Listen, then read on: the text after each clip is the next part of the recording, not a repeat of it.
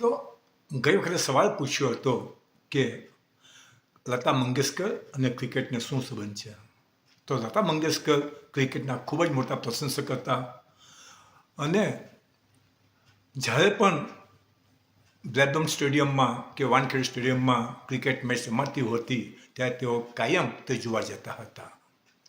1983માં જ્યારે Kapil Dev world cup જીતા હતા તે વખતે લતા મંગેશકરે દિલ્હીમાં એક મોટી કન્સર્ટ યોજી હતી અને એમાં 20 લાખ રૂપિયા એમને ભેગા કર્યા હતા અને 20 લાખ રૂપિયામાંથી 1 લાખ રૂપિયા દરેક ખેલાડીને આપ્યા હતા અને બાકીના 6 લાખ રૂપિયા ક્રિકેટ કંટ્રોલ બોર્ડને આપ્યા હતા.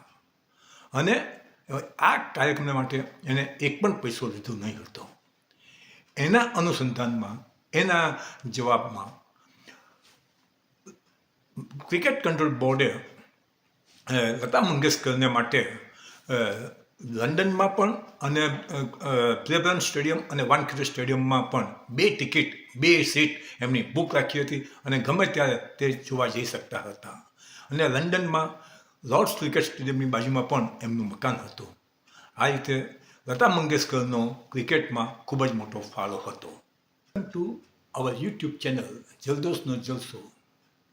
મિત્રો, આજે આપણે વાતો કરીશું અમેરિકાના જનરલ સર્જન ડૉક્ટર વિવેક મૂર્તિએ જણાવ્યું છે કે આલ્કોહોલના સેવન કરવાથી, દારૂ પીવાથી કેન્સર થઈ શકે છે.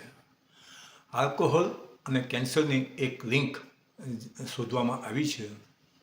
એટલે હવેથી દરેક આલ્કોહોલ કે આલ્કોહોલના દરેક પીણાની ઉપર ચેતવણીનું લેબલ આવશે, ચેતવણી આવશે, જે રીતે સિગરેટના ખોખા પર આવે છે તે રીતે કે આલ્કોહોલ પીવાથી કેન્સર થઈ શકે છે. અમેરિકન કેન્સર સોસાયટીએ જણાવ્યું છે કે દર વર્ષે અમેરિકામાં આલ્કોહોલને કારણે, દારૂના સેવનને કારણે 1 લાખ કેસીસ થાય છે તથા 20,000 લોકો આલ્કોહોલને કારણે મૃત્યુ પામે છે. અમેરિકન કેન્સર સોસાયટીએ એવું પણ જણાવ્યું છે કે થોડા પ્રમાણમાં પણ આલ્કોહોલ લેવાથી કેન્સર થઈ શકે છે. ધૂમ્રપાન, મેદસ્વીતા અને ત્યાર પછી આલ્કોહોલ એ ત્રીજા નંબર પર આવે કે છે કે જેનાથી આપણે કેન્સરથી બચી શકીએ છીએ. એટલે કેન્સરથી બચવાના માટે ધૂમ્રપાન, મેદસ્વીતા અને આલ્કોહોલ એ 3 અગત્યના પાત્ર છે. અત્યાર સુધી એવી માન્યતા હતી કે થોડા પ્રમાણમાં આલ્કોહોલ તે તંદુરસ્તી માટે સારું છે અને આ સૂચના 1988થી અમલમાં આવી હતી. પરંતુ હવે લેટેસ્ટ સંશોધન મુજબ થોડા પ્રમાણમાં પણ આલ્કોહોલ એનાથી કેન્સર થઈ શકે છે. આલ્કોહોલને કારણે પ્રેગ્નન્સી દરમિયાન જો આલ્કોહોલ પીવામાં આવે તો બચ્ચાઓમાં બર્થ ડિફેક્ટ પણ થઈ શકે છે અને ઘણી બધી નુકસાન થઈ શકે છે. આપણે જોઈએ કે આલ્કોહોલથી કઈ રીતે કેન્સર થાય છે. જ્યારે આલ્કોહોલ આપણા શરીરમાં જાય છે ત્યારે આંતરડામાં એનું જુદા જુદા ઘટકોમાં રૂપાંતર થાય છે, જુદા જુદા ઘટકોમાં ચેન્જ થાય છે, તૂટે છે. ત્યારબાદ આ ઘટકો, આ જે કેમિકલ્સ છે તે શરીરના સેલ્સ હોય છે, કોષો હોય છે, એના ડીએનએ નુકસાન કરે છે. એને કારણે કોષોની વૃદ્ધિ, સેલ્સની વૃદ્ધિ ખૂબ જ વધી જાય છે અને જે કેન્સરમાં પરિણમે છે. આલ્કોહોલને કારણે સ્ત્રીઓમાં ઇસ્ટ્રોજન હોર્મોનનું પ્રમાણ વધી જાય છે, જેને કારણે સ્ત્રીઓમાં સ્તનનું કેન્સરનું પ્રમાણ વધી જાય છે. આ ઉપરાંત આલ્કોહોલને કારણે જુદા જુદા 7 જાતના કેન્સર થાય છે. મોં, અન્નનળી, સ્વરપેટી, મોટું આંતરડું, લીવર અને સ્તન.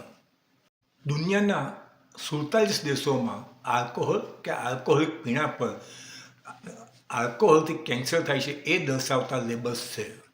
આયર્લેન્ડ પણ 2024 શરૂ કરવાનું છે અને સાઉથ કોરિયામાં તો ડાયરેક્ટ ચેતવણી છે કે આલ્કોહોલને કારણે ફેટલ કેન્સર, ખૂબ જ ગંભીર પ્રકારના કેન્સર થઈ શકે છે.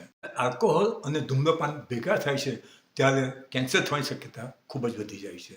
તો મિત્રો, આલ્કોહોલ એ સ્વાસ્થ્ય માટે નુકસાનકારક છે, એનાથી કેન્સર થઈ શકે છે. તો એ ધ્યાન રાખવું ખૂબ જ જરૂરી છે.